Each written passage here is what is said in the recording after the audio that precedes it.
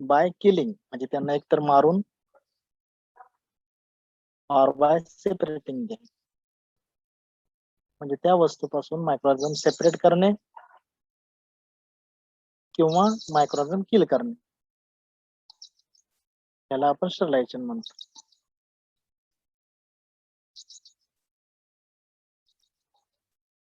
Sterilization by using physical agent. First sterilization by using physical agent. In physical agent, first heats. By using heats, sterilize the object. Dry heat. In dry heat, direct dry heat. Example flame. Flame म्हणजे आपण spirit lamp जो असतो त्याच्यावर इनॉक्युलेटिंग needle किंवा इनॉक्युलेटिंग loop किंवा forceps हा त्या flame मधून पास करायचा. त्यामुळे काय होणार त्या फ्लेमवर असलेले त्या त्या इनॉक्युलेटिंग नीडल लूप किंवा फोर्सेप ह्याच्यावरच जे मायक्रोब्स आहेत ते किल होणार आणि तो फोर्सेप इनॉक्युलेटिंग नीडल किंवा इनॉक्युलेटिंग लूप हा स्टरलाइज केला जाणार. सेकंड आहे indirect heat. Example hot air oven. तर हॉट एअर ओव्हन हे जे इन्स्ट्रुमेंट आहे त्याच्यामध्ये फ्यूम्स तयार केले जातात म्हणजे इलेक्ट्रिकल कॉइल्स असतात. हॉट एअर ओव्हनचं टेम्परेचर हे 160 ते 180 डिग्री सेल्सिअस टेम्परेचर झाल्यावर त्या हॉट एअर ओव्हन मध्ये ठेवलेले ग्लासवेअर्स हे स्टरलाइज केले जातात. त्याच्यामध्ये डायरेक्ट हीटचा यूज केलेला नसतो. सेकंड आहे moist heat. Steam without pressure.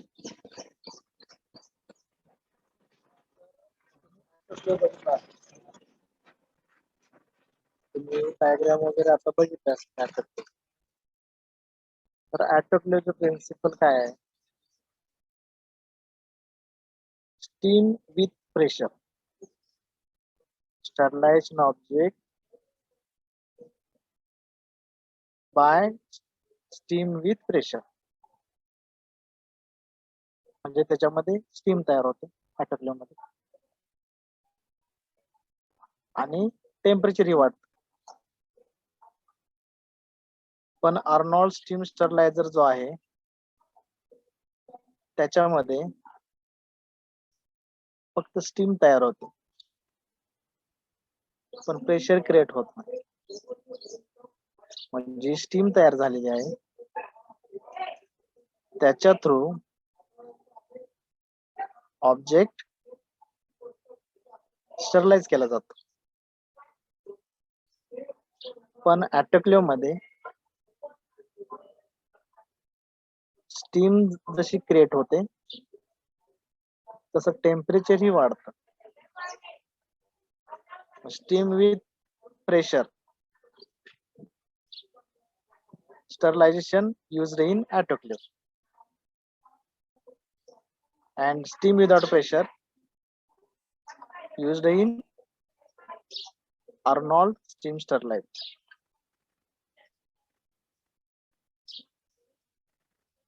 Second, filter. Filters used for sterilization of liquids. Example of filters: porcelain or glass filters, Chamberlain filter, Bergfeld filter, sheet filter, These filters are used for sterilization of liquids. Then gases sterilization. Gases are sterilized by using cotton fibers. Third, light. Use of light for sterilization of objects. Which type of lights used for sterilization of object? First, ultraviolet rays, and second, germicidal lamp. Laminar airflow cabinet. त्याच्यामध्ये UV tubes बसवलेले असतात. ते UV race त्याच्या laminar air मध्ये create करतात आणि त्यामध्ये ठेवलेले ऑब्जेक्ट युव्ही रेज एक्सपोज झाल्यामुळे स्टरलाइज केलं जातं. त्याचप्रमाणे germicidal lamp also used for sterilization of object.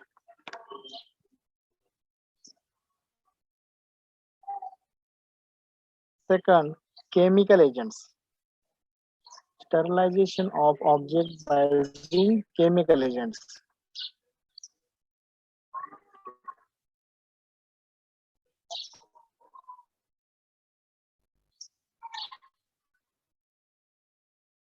Inorganic chemicals, that is KMNO4,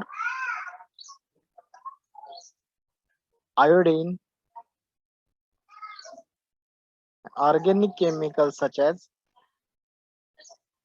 phenol, formaldehyde, and ethyl alcohol.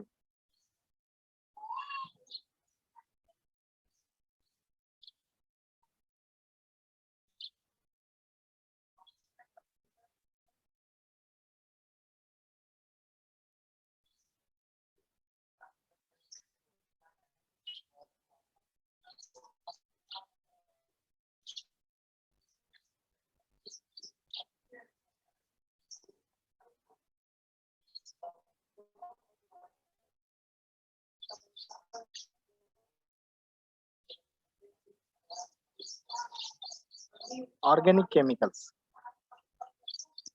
First, phenol. Phenol is also known as carbolic acid. Phenol 2 to 4% is used for disinfection of wounds. It is a standard disinfectant agent which is used against plant material and skin. Alcohol 50 to 70% is also used as sterilizing agent used for plant material and skin. Second, Lysol. Lysol 1 to 5% is used for sterilization of pots. ज्याच्यामध्ये तुम्ही ज्या कुंड्यांमध्ये तुम्ही plantation करणार आहे तर ते जे पॉट्स आहेत ते स्टरलायझेशन करण्यासाठी Lysol 1 to 5% used करतात. And third, formaldehyde. तुम्ही 12वी पर्यंत बघितलं असेल लॅबोरेटरी मध्ये जे काही frog, rat,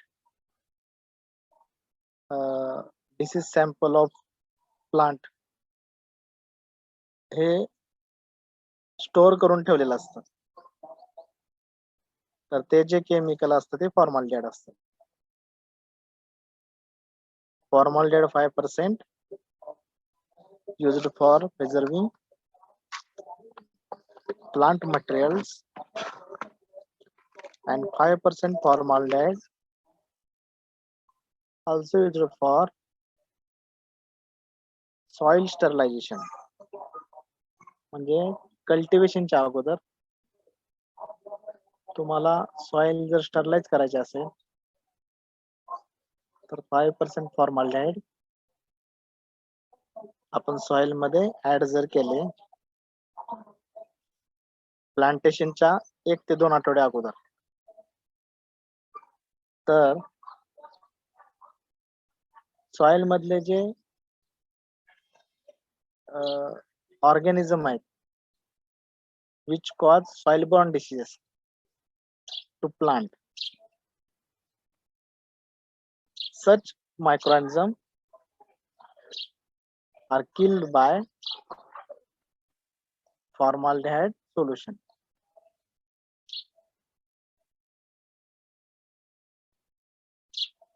Next, inorganic chemicals. Mercury chloride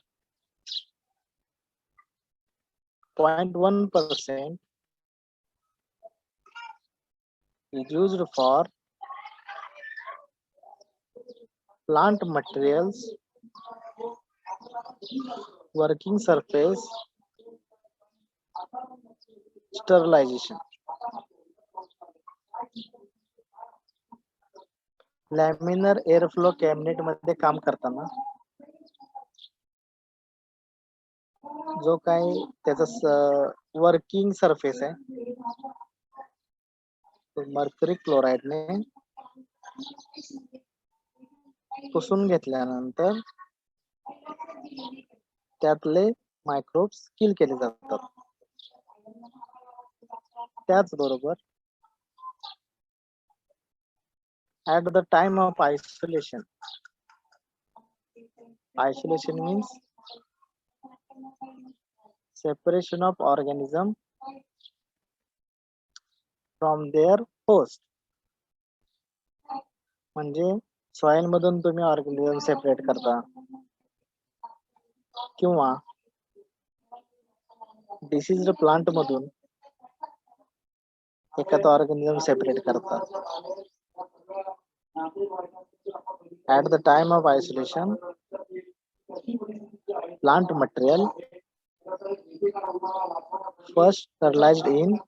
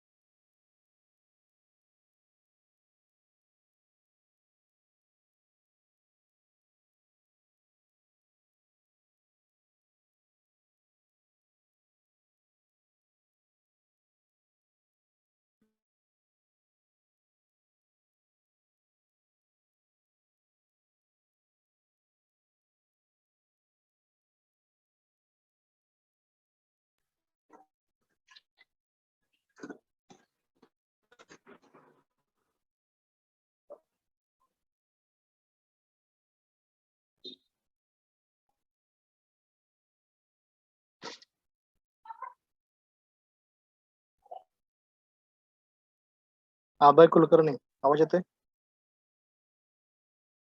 Yes, sir. Second, inorganic chemicals. Mercury chloride 0.1% is used for sterilization of plant materials and working surfaces. Second, chloride 1 to 5% is used for skin, plant, drinking water sterilization.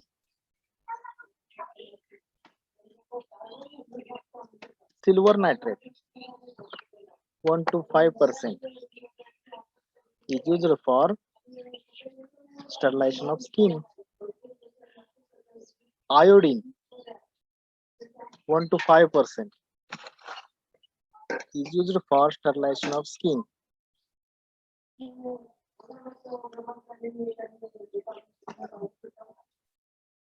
Potassium permanganate used for skin and drinking water sterilization. And last, soap and detergents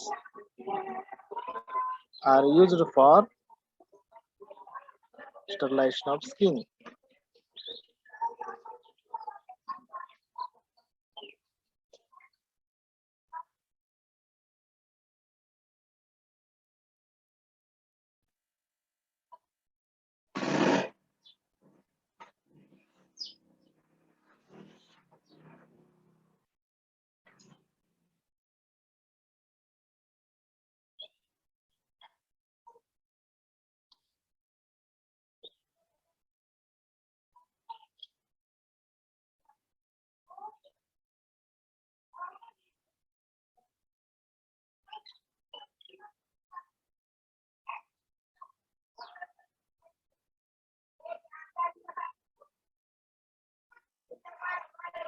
In autoclave, culture media like potato dextrose agar, potato dextrose agar media is used for isolation of fungi, and nutrient broth or nutrient agar media used for isolation of bacteria.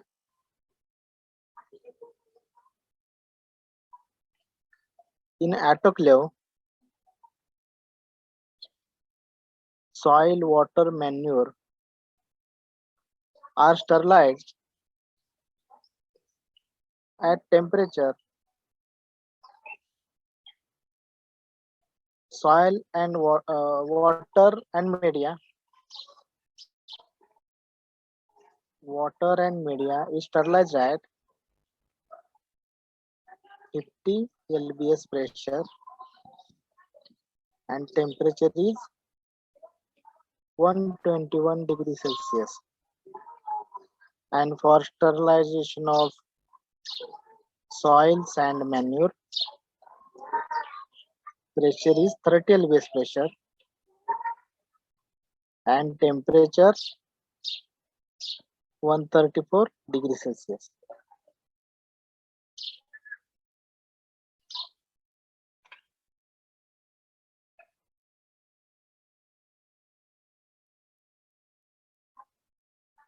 Precaution to be taken while working with autoclave. Autoclave वापरत असताना घ्यावयाची काळजी. Equipment must be in working order. म्हणजे autoclave हा शुद्ध स्थितीत असावा. Sufficient water should be filled before heating. तर autoclave मध्ये कॉइल असते. जसं आपण पाणी तापवण्यासाठी जी कॉइल वापरतो त्याप्रमाणे.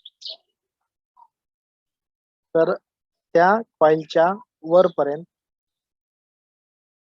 तुम्हाला वॉटर फिल करावं लागणार. जर त्या कॉइलच्या खाली तुम्ही पाणी भरलं तर ती कॉइल जळून जाणार. त्यामुळं ऑटोक्लेव्ह वापरत असताना त्या कॉइलच्या वर पाणी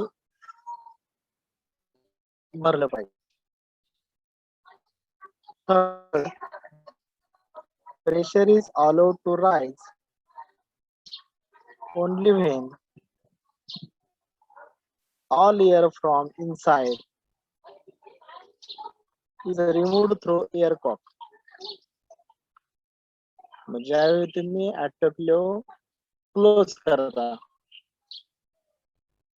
क्लोज केल्यानंतर तो स्टार्ट करता, तर त्याच्यामध्ये वाफ तयार होते आणि त्या वाफेमुळे प्रेशर तयार होतं. तर सुरुवातीची जी काही वाफ आहे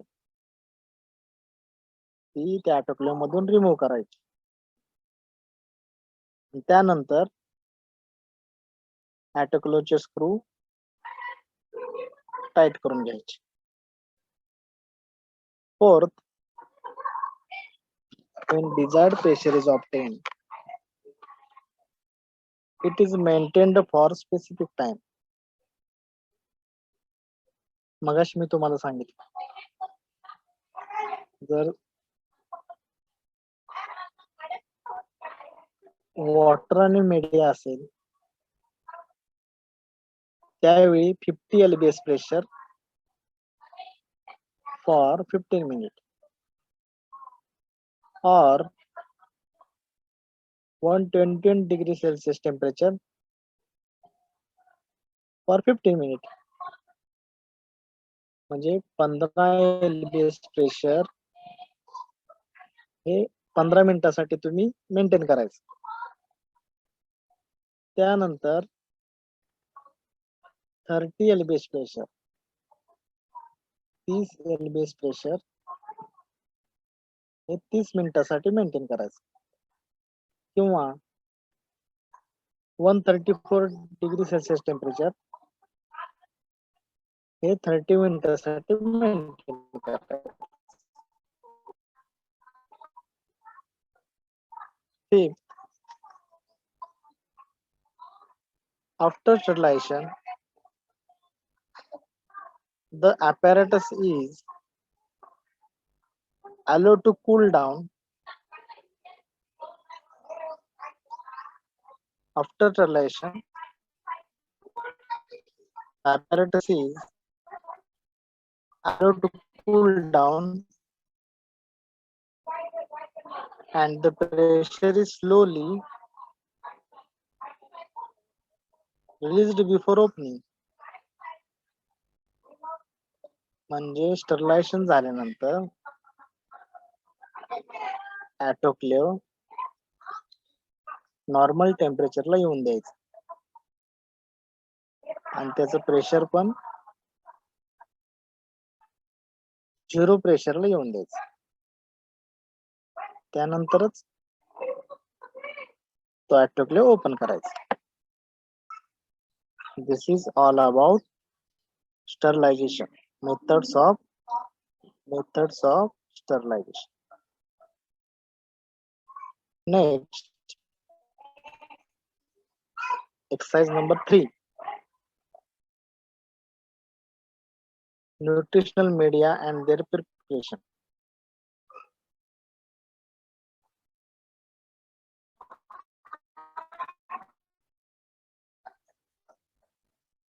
Object,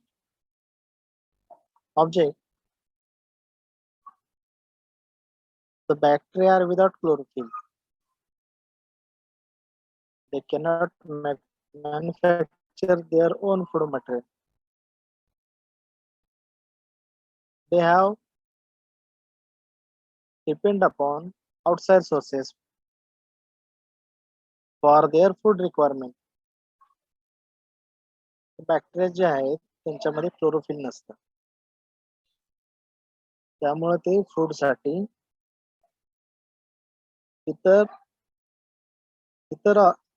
गोष्टींवर अवलंबून असतात. Hence, it is necessary to grow them on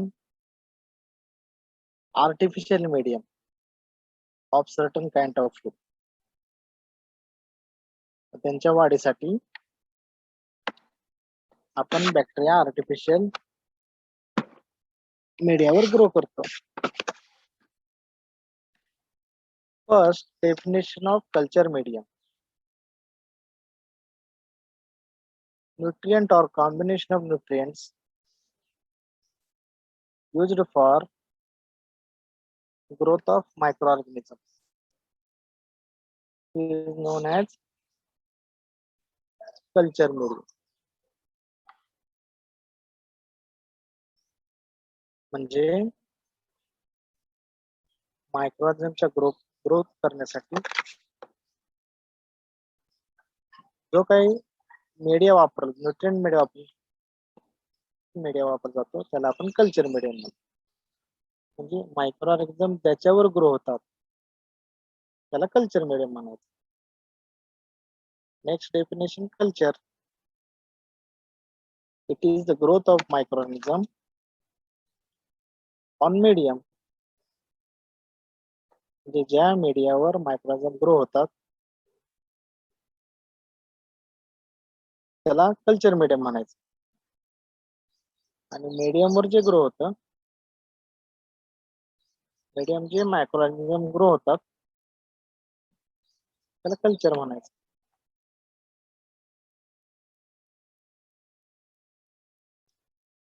Then definition of pure culture. If culture medium contain only one type growth of only one type of microorganism, then it is called as pure culture. मीडियावर जर एकाच ऑर्गॅनिझमची growth झाली तर त्याला pure culture असं म्हणायचं.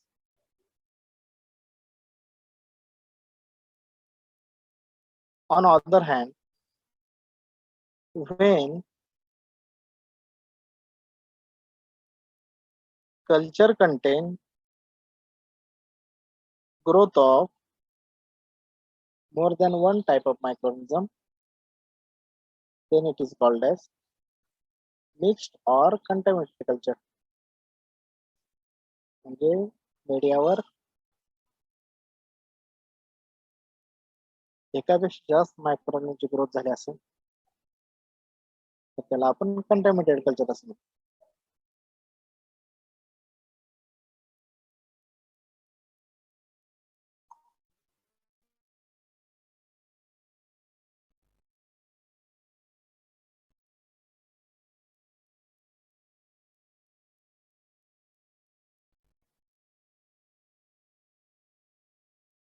Requirement of good culture medium. म्हणजे good culture medium कसा असावा. It should supply required nutrition property. म्हणजे मायक्रोऑर्गॅनिझमला आवश्यक असलेले न्यूट्रिएंट हे प्रॉपर प्रोपोर्शन मध्ये त्या मीडियामध्ये असणं आवश्यक आहे. ते पुढे have proper pH.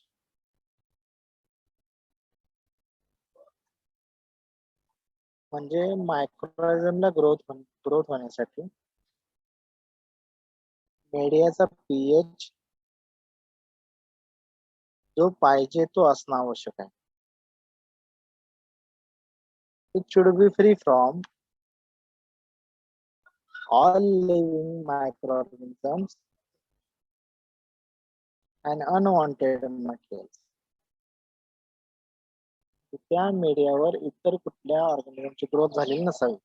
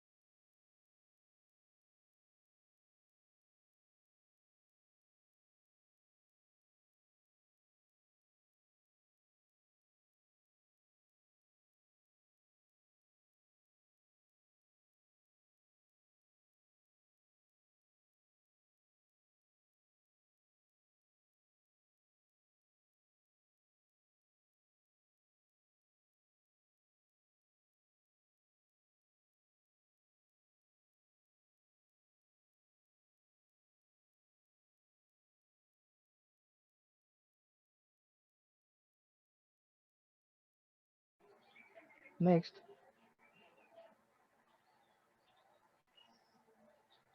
अभय कुलकर्णी आवाज येतोय का? अभय कुलकर्णी. हो सर. हो सर. हा, स्क्रीन शेअर काय होईन झाले, ते मीटिंग लॉग आउट झाली लॅपटॉप वरून. मी पुढचं फक्त तुम्हाला एक्सप्लेन करतो. तुम्हाला नोट्स पाठवलेले आहे, त्याच्यामध्ये बघा मॅन्युअलची.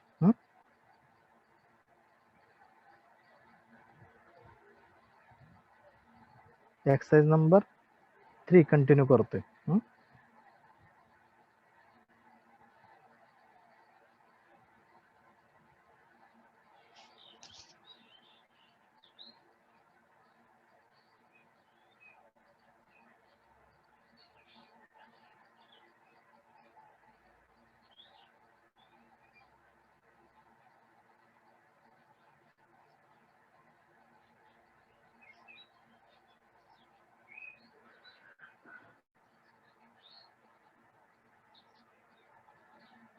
Nutrient substances commonly used to prepare bacteriological media.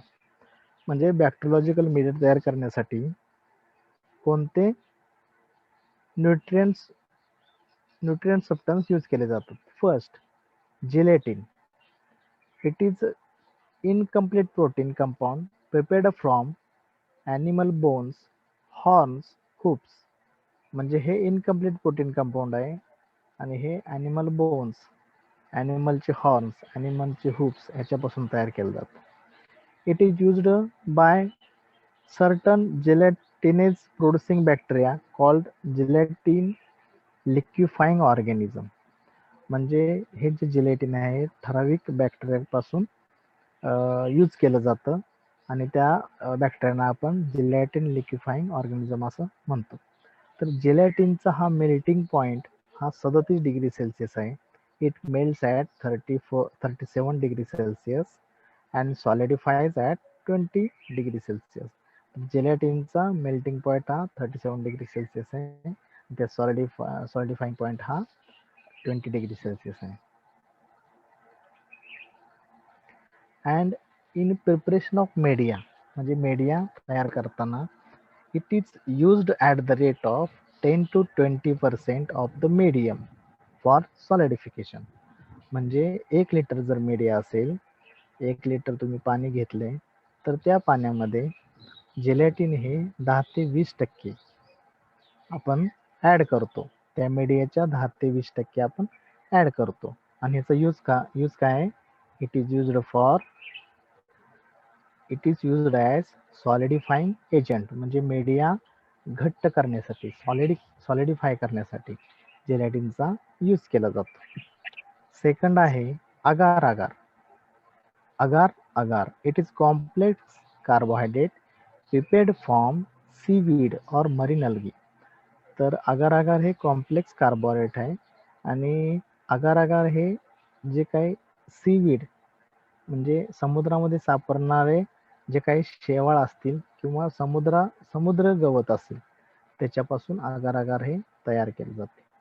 It is used as solidifying agent in culture media at the rate of 1.5 to 2% concentration. आणि अगार हे 1 लिटर मीडिया जर तयार करायचं असेल तर 1.5 to 2% ह्या प्रमाणात मीडियामध्ये यूज केलं जातं. अगार melts at 98 degree Celsius and solidifies at 37 degree Celsius. तर अगारचा मेल्टिंग पॉईंट काय आहे? हा 98 डिग्री सेल्सिअस आहे आणि त्याचा सॉलिडिफाईंग पॉईंट आहे 37 degree Celsius.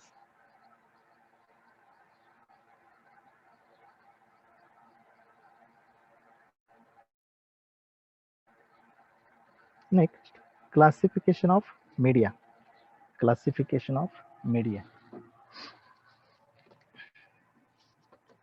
First, classification of media according to composition. तर त्याचं जे कंपोजिशन आहे त्यानुसार मीडियाचे क्लासिफिकेशन काय आहे ते बघूया. फर्स्ट आहे सिंथेटिक मीडिया. आता सिंथेटिक मीडिया म्हणजे काय? मीडिया तयार करत असताना जे इन्ग्रेडियंट आहेत त्या सर्वांचं कंपोजिशन हे आपल्याला माहीत असतं chemical composition of ingredient is known as synthetic media. म्हणजे कोणतं केमिकल किती प्रमाणात घ्यायचं आहे ह्याचं आपल्याला कंपोजिशन माहीत असतं, त्याला आपण सिंथेटिक मीडिया असं म्हणतो.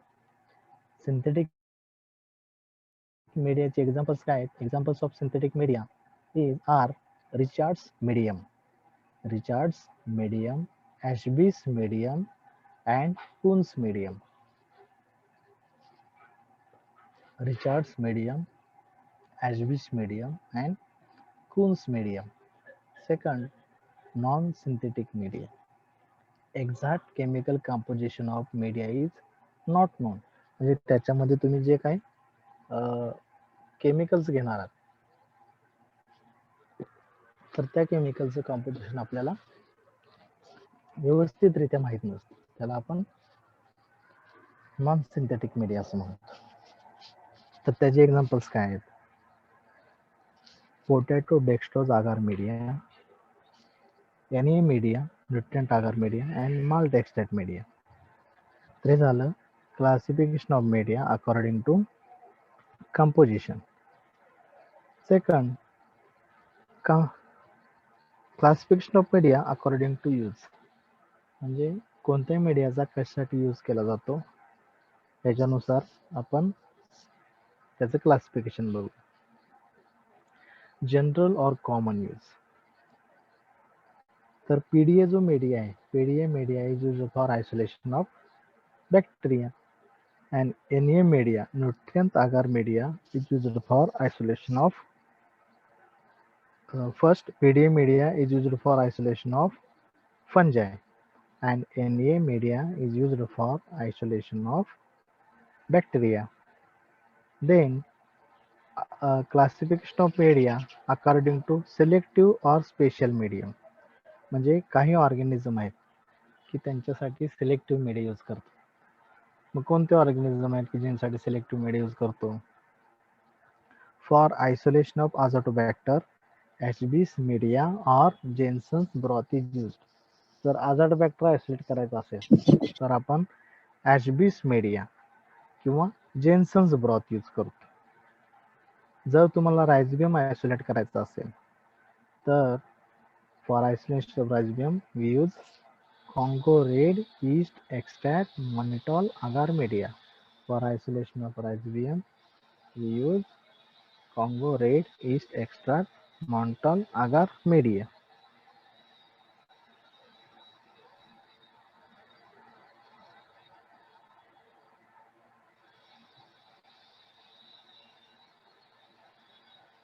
Then differential media.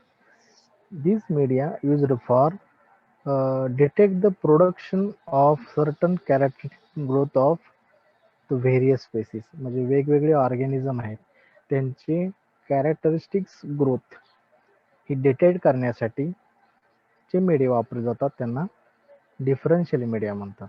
तर एक्झाम्पल काय आहे? Eosin methylene blue agar media used for testing coliform bacteria. तर कॅलरीफॉर्म बॅक्टेरियाचे कॅरेक्टरिस्टिक ग्रोथ डिटेक्ट करण्यासाठी eosin methylene blue agar media is used.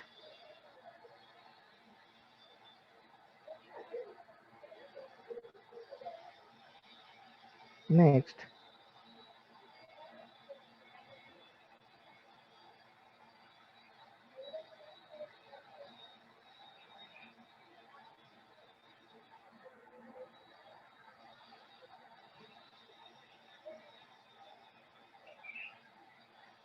Preparation of common media. मग media preparation करण्यासाठी कोणकोणते chemicals लागतात त्याचा चार्ट दिलेला आहे. NA media, beef extract 3 gram, peptone 5 gram, agar agar 20 gram and water 1000 ml. These are the components of nutrient agar media. Then PDA media. For preparation of PDA media, following components are used. Potato 200 gram, म्हणजे बटाटे 200 gram घ्यायचे. Dextrose 20 gram, dextrose हे chemical आहे ते 20 gram घ्यायचं आणि agar agar हे 20 ग्राम घ्यायचं.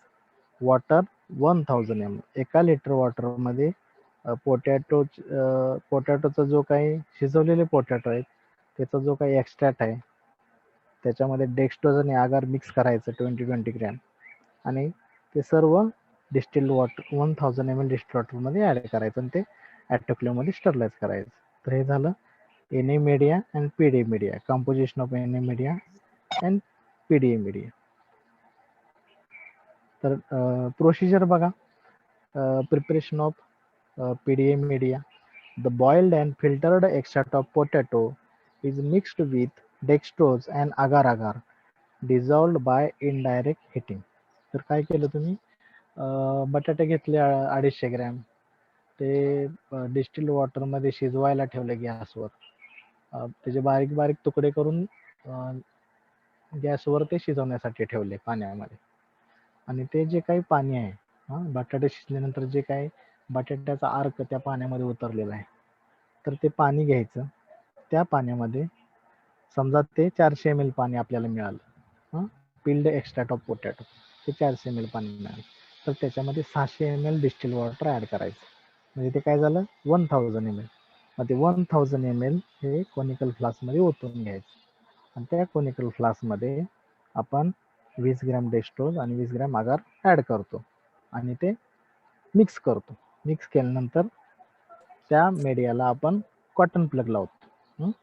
The medium is plugged, medium is add in conical flask and conical flask is plugged with cotton plug. मग तो जो कोनिकल फ्लास्क आहे त्या कोनिकल फ्लास्कला तुम्ही कॉटन प्लग जो आहे तो लावायचा आणि तो जो कोनिकल फ्लास्क आहे ज्याच्यामध्ये मीडिया आहे त्याला कॉटन प्लग लावल्यामुळे त्याला त्याचं तोंड बंद केलेलं आहे कॉटनने. तर असा flask it is sterilised in autoclave at 50 LBS pressure for 50 minute and temperature is 121 degree Celsius.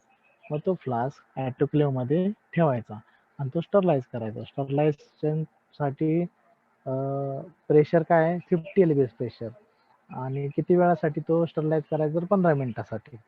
50 LBS प्रेशरला 50 LBS pressure जेव्हा ॲटोक्लेवमध्ये येईल त्यावेळी तो 15 मिनिटासाठी स्टरलाइज करायचा आणि त्यावेळी टेम्परेचर किती झालेलं असणार 121 degree Celsius. And after sterilization, remove the conical flask from autoclave and put it into laminar airflow for pouring in petri plate. Sterilisation झाल्यावर तो कोनिकल फ्लास्क ज्याच्यामध्ये पीडीएमएड आहे तो लॅमिनार एअरफ्लोमध्ये ठेवायचा, कारण तो नंतर थंड झाल्यावर आपल्याला पेट्री प्लेटमध्ये पोर करायचा असतो. तर हे झालं methods of preparation of PDM media.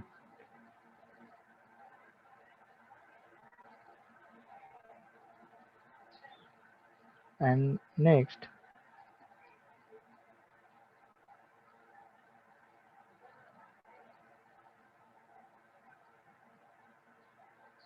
procedure for preparation of Na media.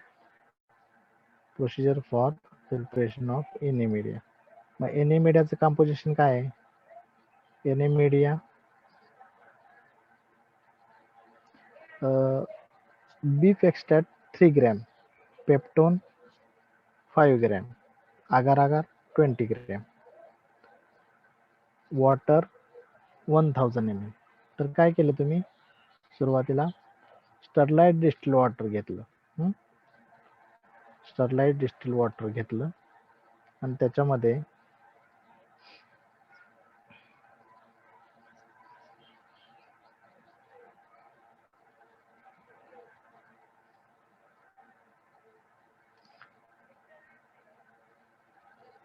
Procedure काय आहे, weigh the constituents that is chemical according to the required quantity of medium. Peptone आणि beef extract, peptone 3 gram, beef extract 5 gram मोजून घेतलं. Pour the required quantity of water and ingredient in conical flask. मग conical flask घेतला, त्याच्यामध्ये 1000 ml water घेतलं. 1000 ml वॉटरमध्ये तुम्ही 3 gram peptone आणि 5 gram beef extract add केला. Use the conical flask having double the capacity of required medium. म्हणजे तुम्हाला जर 1 लिटर ब्रॉथ तयार करायचा असेल तर 2 लिटरचं कोनिकल फ्लास्क घेतलं पाहिजे, किंवा जर अर्धा लिटर ब्रॉथ तयार करायचा असेल किंवा अर्धा लिटर मीडिया तयार करायचा असेल तर तुम्हाला 1 लिटरचा फ्लास्क घेतला पाहिजे. Dissolve the constitute with agitation. मग हे जे केमिकल तुम्ही ॲड केलेलं आहे बीप एक्स्ट्रॅक्ट, पेप्टोन आणि आगार आगार, हे काय करायचे 1 लिटर पाण्यामध्ये व्यवस्थित डिझॉल्व करून घ्यायचे. Adjust the pH of medium with acid or alkali. मग तो जो मीडिया तयार झालेला आहे त्याचा पीएच चेक करायचा. जर त्याचा पीएच हा 7पेक्षा जास्त असेल, 7पेक्षा जास्त असेल, 8-9 जर असेल तर तो ॲसिडिक करण्यासाठी त्याच्यामध्ये HCl ॲड करायचं. जर तुम्हाला बेसिक पीएच पाहिजे असेल आणि जर मीडियाचा पीएच ॲसिडिक असेल तर तो बेसिक करण्यासाठी त्याच्यामध्ये NaOH ॲड करायचे. Cotton plug is applied to the conical flask. त्या कोनिकल फ्लास्कला कॉटन प्लग लावायचा. Autoclave it to 121 degree Celsius or 50 LBS pressure for 50 minute. मग तो ॲटोक्लेवमध्ये स्टरलायझेशनसाठी ठेवून द्यायचा. आणि ॲटोक्लेवमध्ये स्टरलायझेशनसाठी प्रेशर किती आहे तर 50 LBS pressure for 50 minute. And temperature किती असणार 121 degree Celsius for 50 minute. After sterilization the medium is cooled down up to 45 degree Celsius and then poured in petri plate. ज्यावेळी ॲटोक्लेविंग पूर्ण होईल तेव्हा तो मीडिया ॲटोक्लेवमधून बाहेर काढायचा, तो लॅमिनर एअरफ्लोमध्ये ठेवायचा आणि त्यानंतर तो मीडिया पेट्री प्लेटमध्ये ट्रान्सफर करायचा. तर हे काय झालं procedure for preparation of NA media and PDA media. तर तुम्हाला जर ऑफलाईन परीक्षा झाली तर NA मीडियाची प्रोसिजर किंवा PDA मीडियाची प्रोसिजर ही 4 मार्कासाठी विचारली जाईल. प्रॅक्टिकलचा पॅटर्न कसा असणार आहे 26 मार्क फॉर स्पॉटिंग. स्पॉटिंग म्हणजे autoclave, identify autoclave and give their use. म्हणजे एखादी फोटोग्राफ तुम्हाला दाखवलं जाईल किंवा एखादं इन्स्ट्रुमेंट दाखवलं जाईल तर त्याचं तुम्हाला आयडेंटिफाय करून यूज लिहायचं आहे. तर हे किती मार्कला असणार 26 मार्काला. असे खूप इन्स्ट्रुमेंट असणार, त्यांची यूज विचारणार. आणि त्यानंतर 6 मार्क हे कशाला असणार तर ह्या मॅन्युअलमध्ये जे काय ऑब्जेक्टिव्ह निघतील तर ते ऑब्जेक्टिव्ह लिहिण्यासाठी 6 मार्क असणार. त्यानंतर 4 मार्क हे प्रोसिजर, म्हणजे वेगवेगळ्या प्रोसिजर आहेत. Isolation of rhizobium, azotobacter, azospirillum, preparation of NA media, preparation of PDA media. तर ह्यापैकी एखादी प्रोसिजर तुम्हाला लिहायला येणार.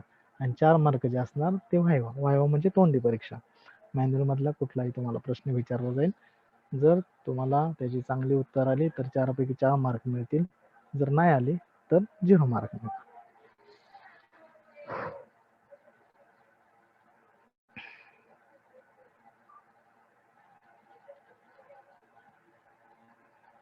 ठीक आहे. आदित्य बागल, अभय कुलकर्णी. Yes sir. हा ओके, लक्षात आलं.